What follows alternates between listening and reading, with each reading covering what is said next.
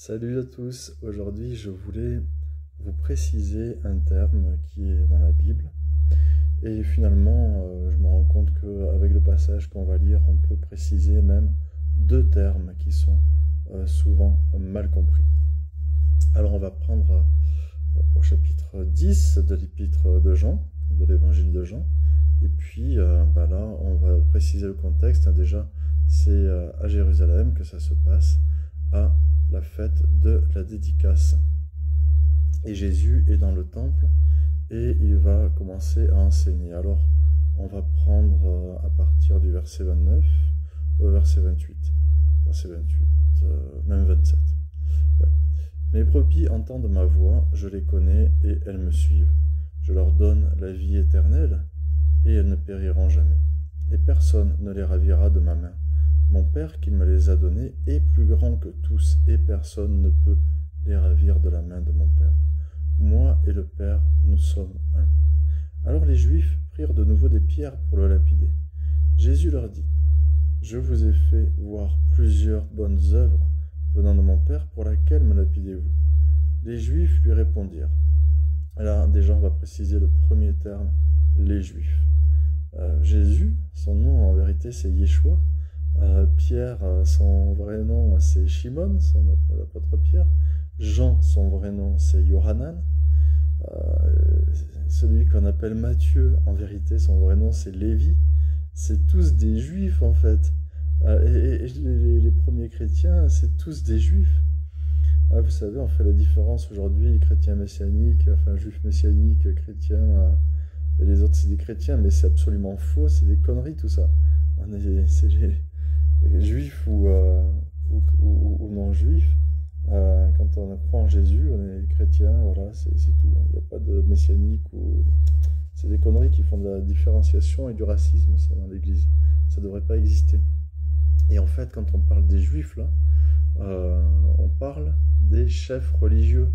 C'est à chaque fois que le mot juif est utilisé pour parler d'une communauté différente qui se différencie de Jésus, on parle des chefs religieux, on ne parle pas du peuple, parce que le peuple en général était pour Jésus. Voilà. Donc les Juifs lui répondirent, ce n'est pas pour une bonne œuvre que nous te lapidons, mais pour un blasphème. Et parce que toi, qui es un homme, tu te fais Dieu. Donc là, ces représentants de la religion d'Israël, ces prêtres, peut-être des pharisiens ou des sadducéens, le texte ne le précise pas. En tout cas, c'est des responsables, des hauts responsables du temple. Donc disent à Jésus qu'il se fait Dieu et pour ça ils veulent le lapider. Jésus leur répondit, n'est-il pas écrit dans votre loi? J'ai dit, vous êtes des dieux. Mais si elle a appelé Dieu ceux à qui la parole de Dieu a été adressée, et si l'écriture ne peut être anéantie, celui que le Père a sanctifié et envoyé dans le monde, vous lui dites, tu blasphèmes, et cela parce que j'ai dit, je suis le Fils de Dieu. Si je ne fais pas les œuvres de mon Père, ne le croyez pas. Et si je les fais quand même, vous ne me croyez point. Croyez à ces œuvres, afin que vous sachiez et reconnaissiez que le Père est en moi et que je suis dans le Père. Excusez-moi, je me bats avec mon chat. Je me bats avec mon chat qui me saute dessus. Voilà. Donc ensuite, on va lire dans Psaume 82. Dans Psaume 82, effectivement, on a cette explication de ce que c'est. Donc que Jésus appelle Dieu. Voilà, parce qu'il dit ceux que la parole appelle Dieu. Et qui sont ceux que la parole appelle Dieu? Là aussi, il y a une incompréhension. Souvent, on croit que la parole appelle tous les êtres humains Dieu. Mais c'est faux, la parole n'appelle pas tous les êtres humains Dieu. Nous ne sommes pas des dieux, mais nous sommes représentants de Dieu. C'est-à-dire que la parole nous a été donnée, donc comme Jésus le dit, ceux à qui la parole a été donnée, Donc là, il parle des responsables du peuple, ceux qui sont censés transmettre la parole. Et aujourd'hui, ceux qui sont censés transmettre la parole, eh ben, c'est tous ceux qui sont appelés fils de Dieu, c'est-à-dire ceux qui ont le pouvoir d'être fils de Dieu en croyant en Jésus, c'est-à-dire les chrétiens. Voilà, les chrétiens, qu'ils soient d'origine juive ou non juive, peu importe. Peu importe, même s'il y a une priorité quand même donnée au grand frère, à l'aîné Israël.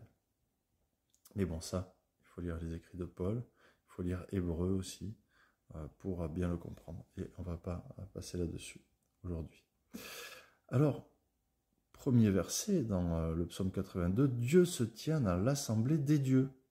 Dieu se tient dans l'assemblée de Dieu, pardon. Il juge au milieu des dieux. Avec un petit dé. Il n'y a pas plusieurs dieux. Mais voilà, à l'époque des juges, dans le livre dans l'Ancien Testament, si vous lisez le livre des juges, vous allez voir qu'il y a des personnes qui sont mandatées par Dieu pour juger, pour juger les problèmes qui peuvent survenir dans le peuple, leur apporter aussi la parole. Et après, plus tard, ça va être le système établi avec les prêtres, grands prêtres, etc. Et toutes les personnes déléguées dans les synagogues à travers le pays et compagnie. Et donc, c'est bien ces personnes-là qui sont appelées Dieu avec un petit d, parce que ils sont représentants. Donc, la Bible ne dit pas que nous sommes des dieux. Si quelqu'un vous dit, oui, mais la Bible dit qu'on est tous des dieux, on est tous du divin, etc. Non, c'est faux. Quand on prend dans l'Ancien Testament, c'est bel et bien les personnes qui sont appelées à ça.